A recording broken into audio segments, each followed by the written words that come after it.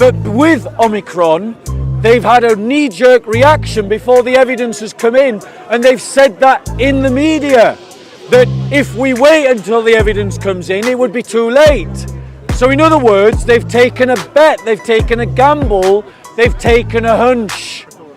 And this is problematic because the media have whipped people up into a frenzy of fear about a virus that the majority of people will be able to get through.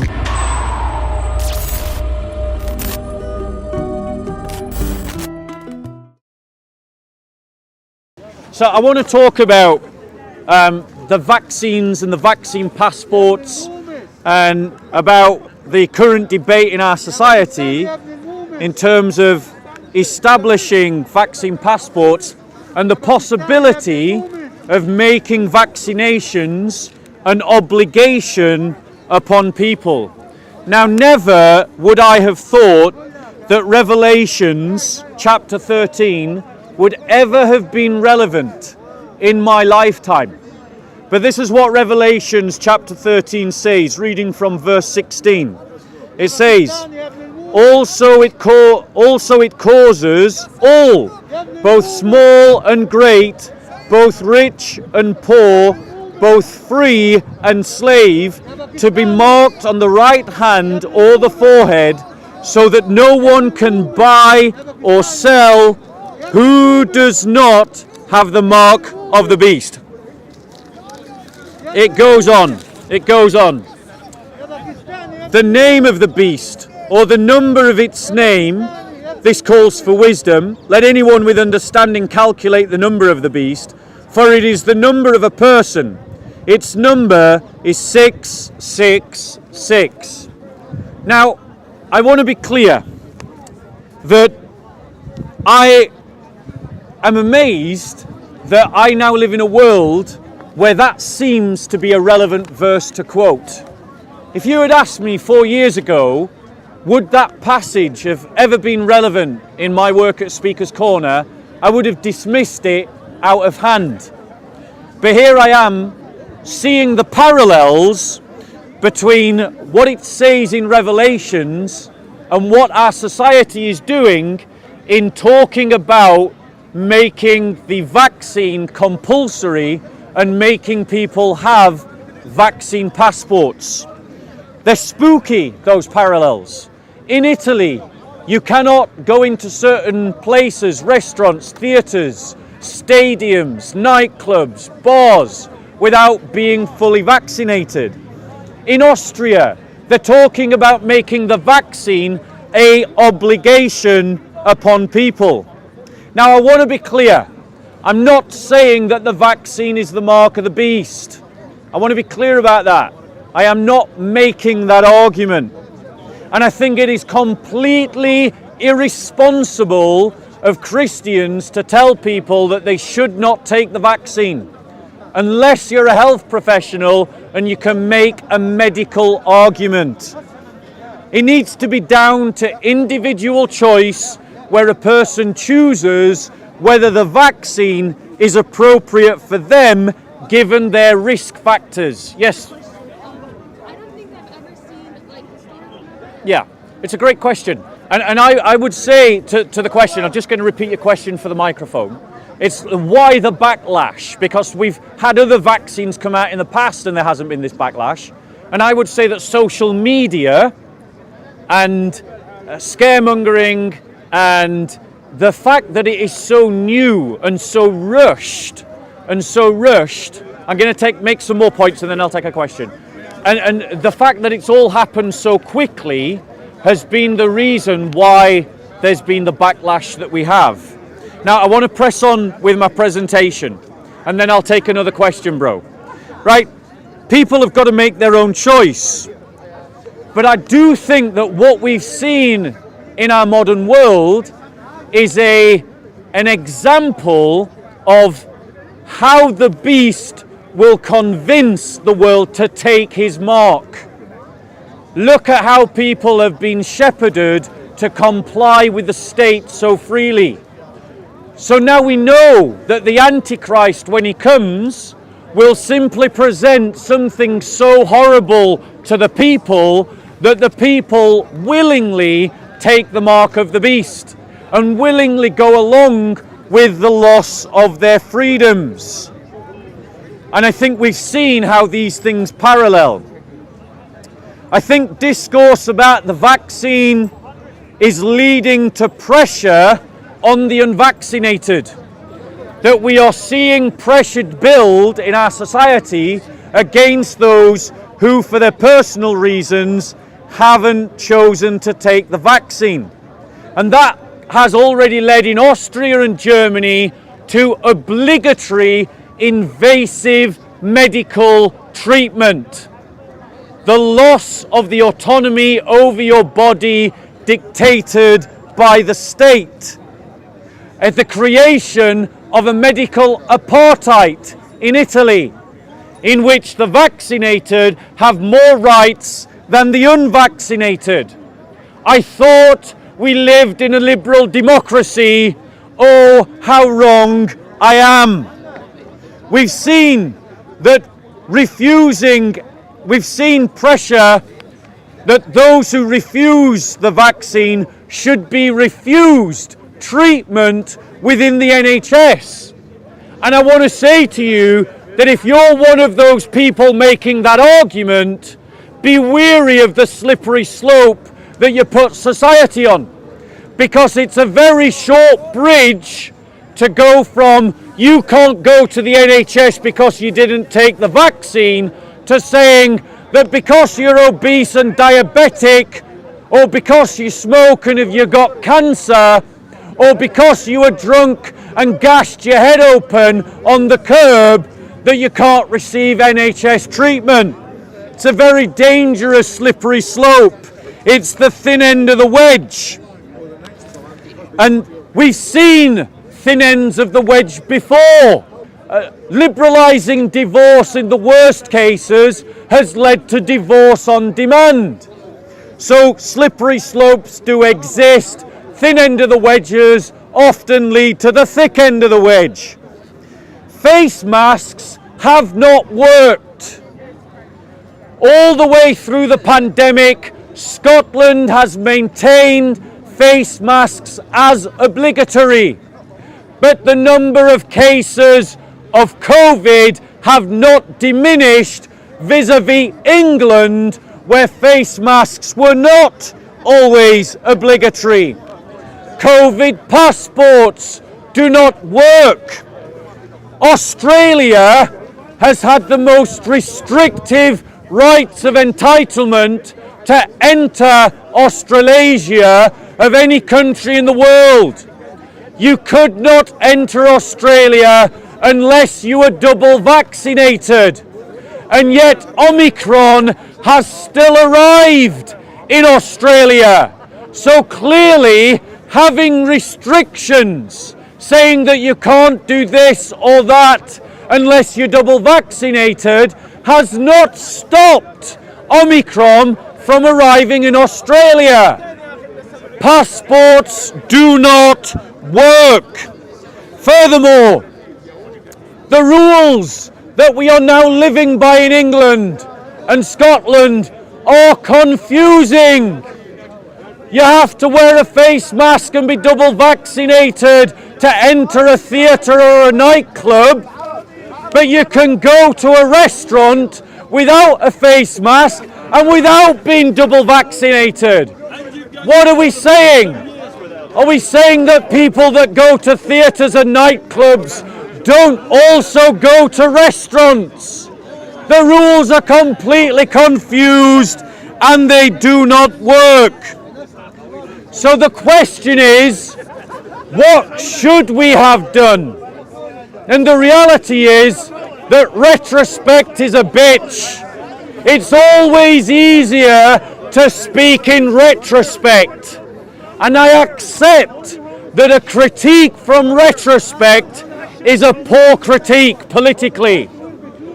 But what we should have done, if we could rewind the clock and do it all again, is all that money that we spent on paying people to stay at home, those trillions of pounds, we should have poured into the NHS and said to people, just go about your lives as normal, and just continually poured the money into the NHS, building up its capacity, recruiting staff from abroad, buying oxygen, creating extra beds, training up new staff, and because the economy would have kept running, people would be able to fund the NHS.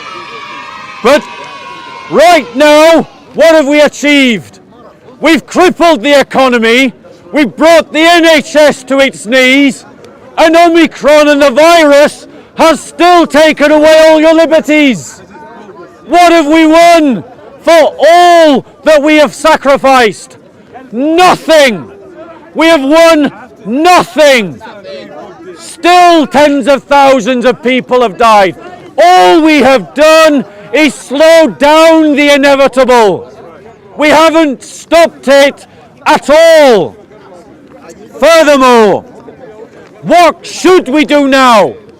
We should do what we should have been doing, and that is to fund the NHS properly, to fund it so that it can deal with the plight that we face, rather than asking the NHS to do increasingly more with the same budget. We need to raise up the money that we put into the NHS. I want to point out to you, all of you that are putting your faith in the vaccines, that 1 year ago you were promised that if you took the vaccines, your freedoms would be given back to you. Where are your freedoms? Nowhere. People who have taken the vaccines are still getting ill. People who have taken the vaccines, fully vaccinated, third jab, are still becoming ill. Cancer patients are not being seen because we've prioritised giving people a booster jab.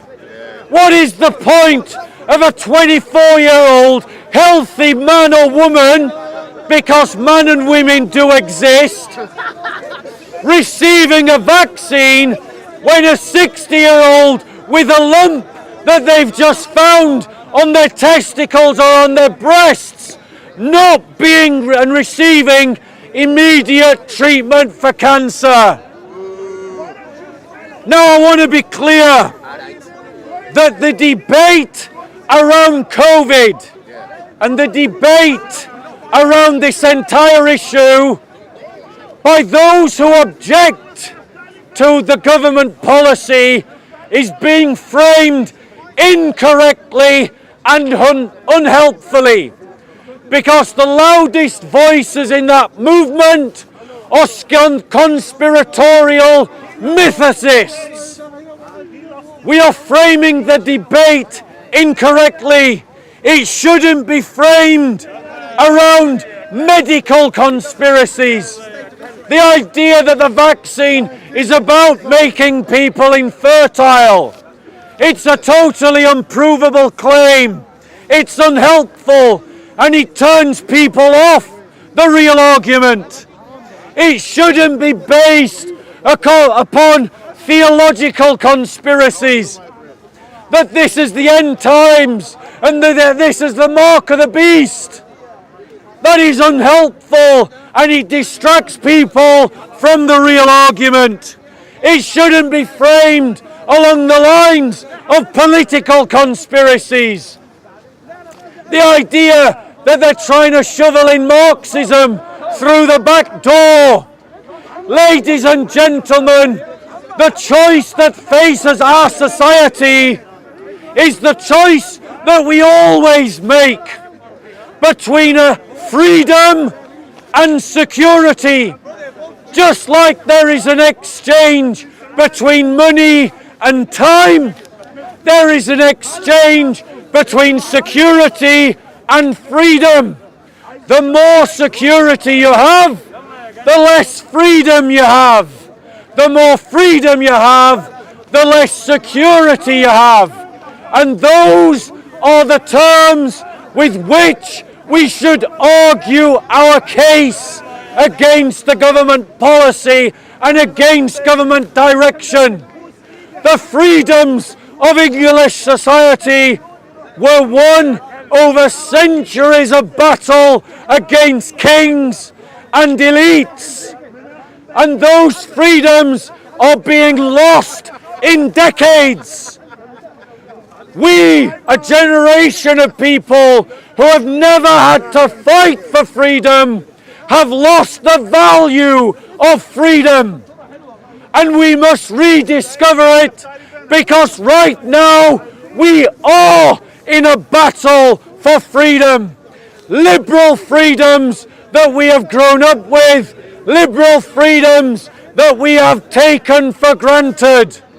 And it is on that basis and that basis alone that we should oppose the passports, that we should oppose the idea of obligatory vaccinations for you and your children. Furthermore, thank you. Furthermore, I want to say to all of you that conspiracies are not helpful to the argument. They turn off the vast majority of people. I also want to say that conspiracy theories are not good for your mental health. You will waste time, energy, and resources on conspiracy theories that will distract you from the real issues. And if you are a Christian, I want to say to you this, because I see that Christians are very much at the front of this fight to maintain our freedoms. I went to the protest yesterday that the media did not tell you about. Tens of thousands of people were there, and the media gave it no coverage, because the media is lying to you. But everywhere I looked, I saw Christians, Christian iconography, Christian messages, Christian preachers. And I want to applaud all of those Christians for being at the front of the battle for freedom, just like they were in Hong Kong against the communists. But now that you Christians have found your political muscle, let me say to you, don't lose it. Fight the real issues that the church should be fighting for, like the persecuted church. Our brothers and sisters in Nigeria who are being killed in their tens of thousands by an Islamic jihad. For our brothers and sisters in Pakistan who are being treated as second-class citizens by Muslims in a religious apartheid. Fight for the battle for the unborn. Fight against abortion. These are the real issues that you should be fighting, not fighting conspiracies that cannot be proven. Any questions?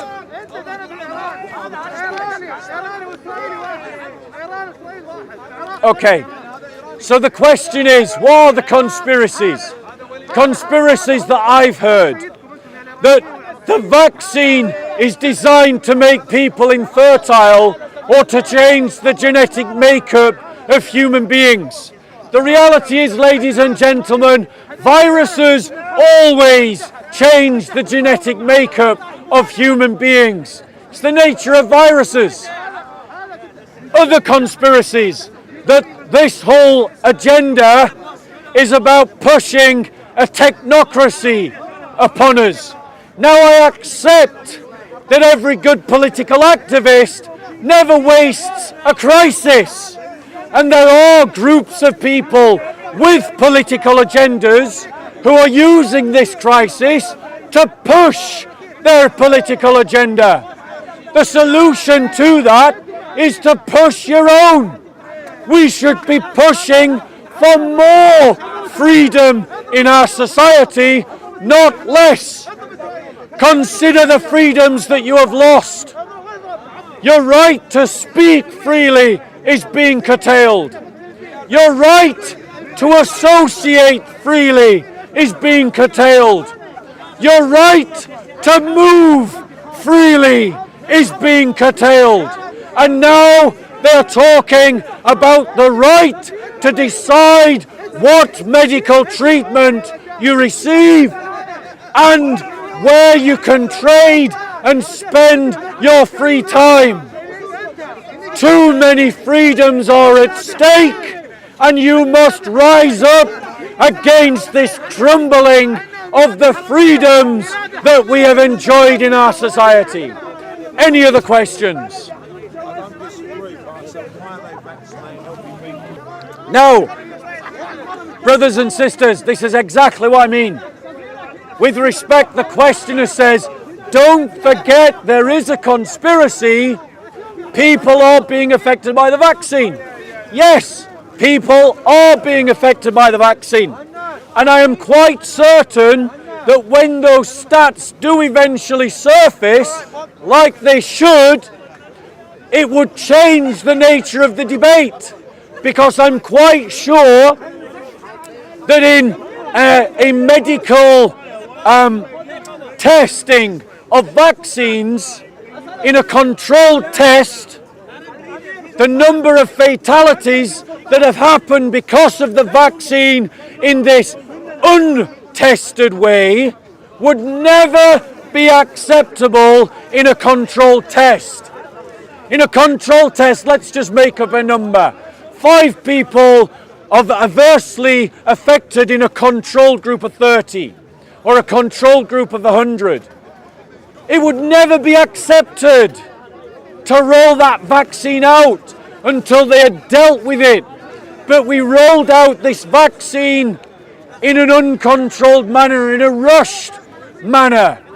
And it is impossible to see what the long-term effects are because we haven't done a long-term test. It is possible there's long-term effects.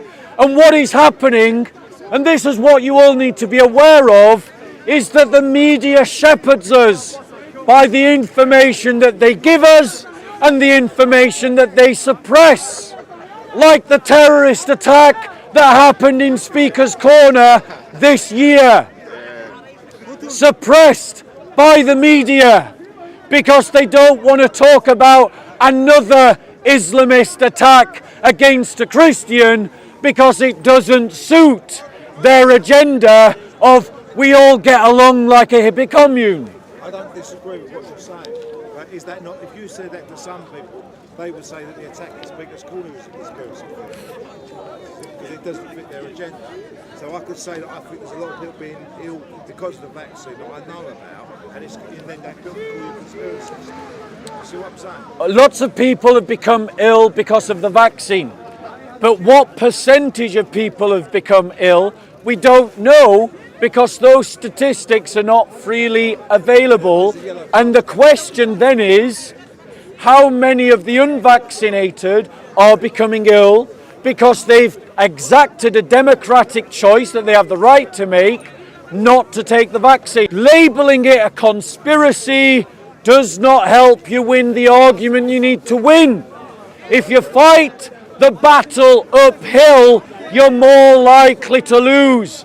Every general in every war chooses the landscape that suits their position the best.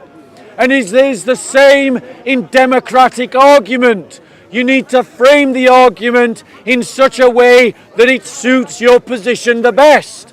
And the position that we should frame this argument in is about the freedom of the citizen to have control over his own lives. If you frame it as a conspiracy, if you make conspiracy so treasured to you not only will you lose the argument, but you will lose it for everyone else as well.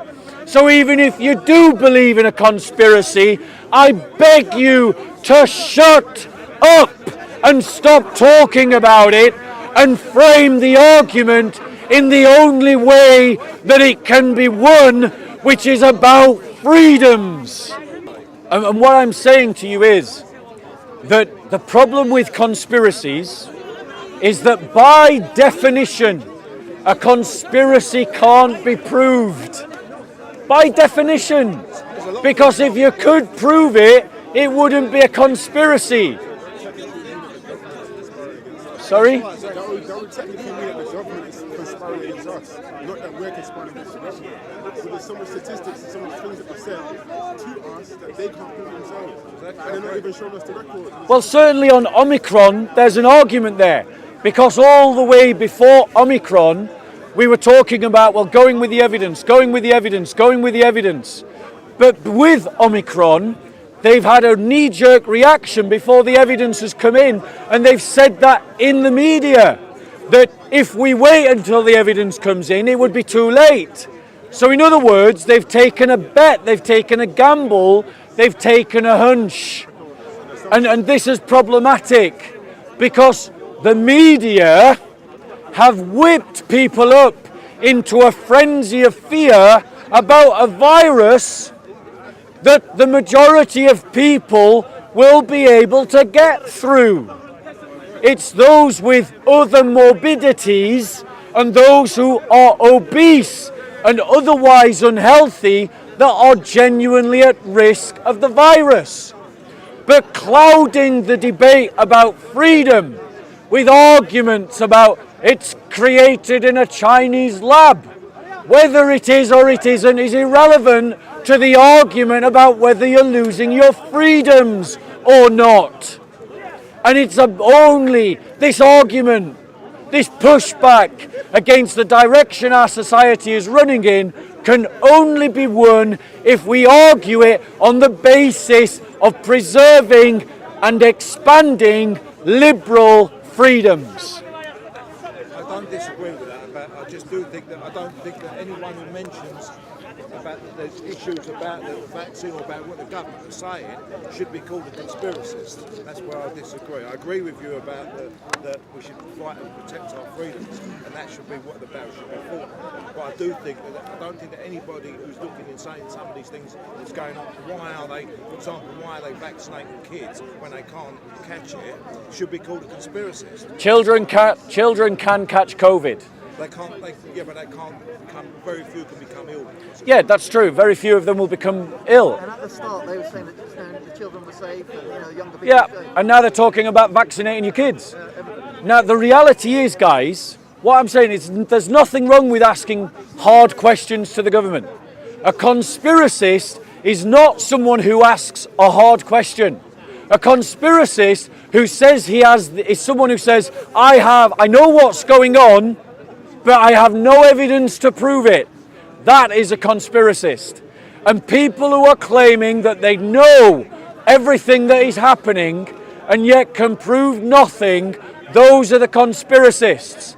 And they are the ones that are going to lose the argument for everybody, because they will become the trope that the elites use to simply dismiss a legitimate debate about democratic freedoms.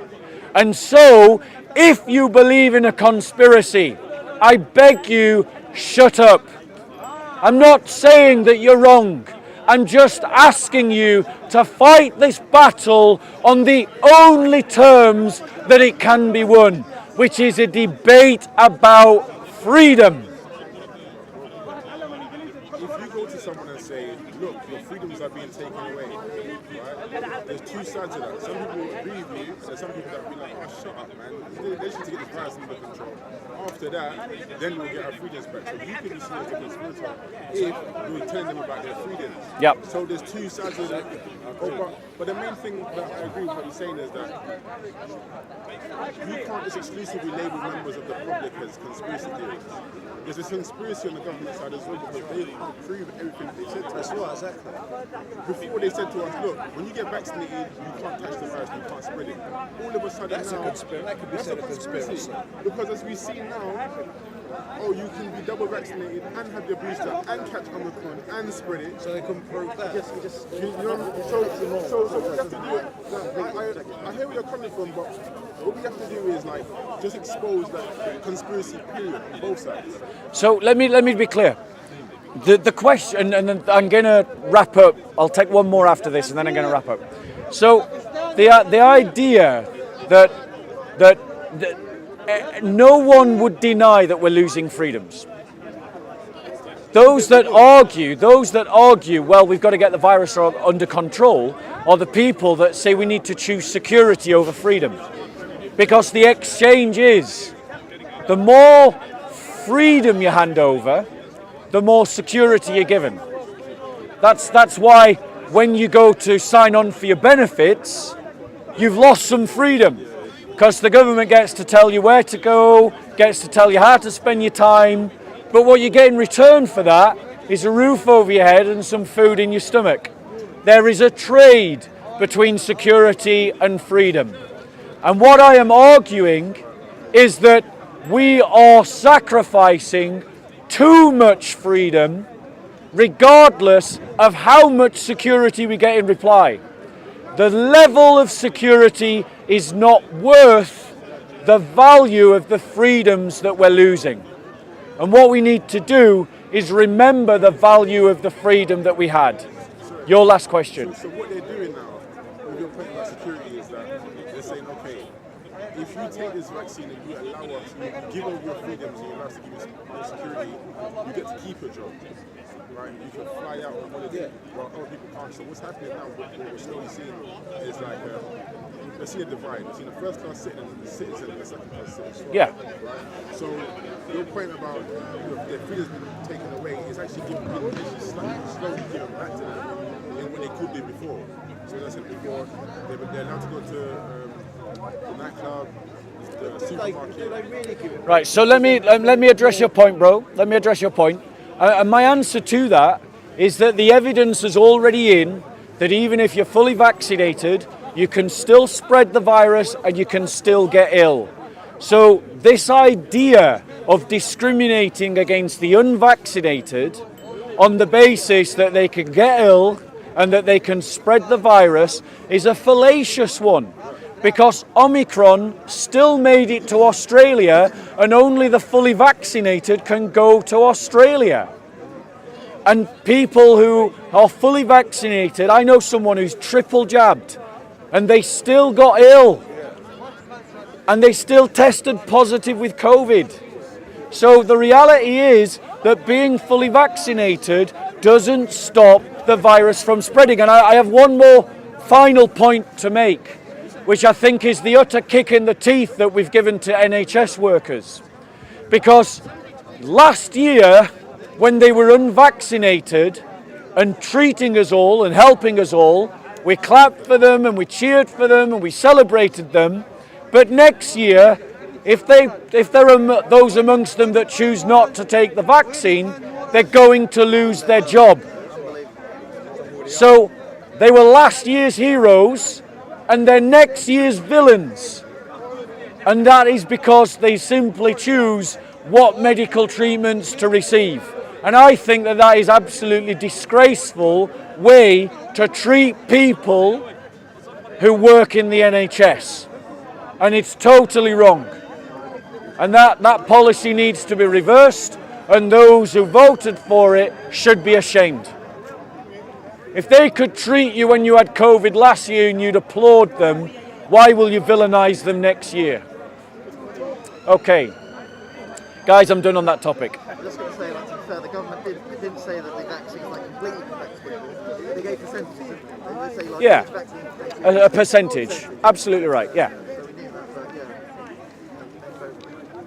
yeah. The debate next year is going to become toxic, and it's going to become as divisive and it's going to become as horrible as the Brexit debate. Because in British politics, we've seemed to have lost the ability to disagree agreeably. And that's because of the poison of progressive politics in our society. Progressive politics has removed the ability to disagree agreeably. And it's affected our culture in the worst kinds of ways. That's one of its fruits. Thank you so much for listening, guys. I'm going to stop there.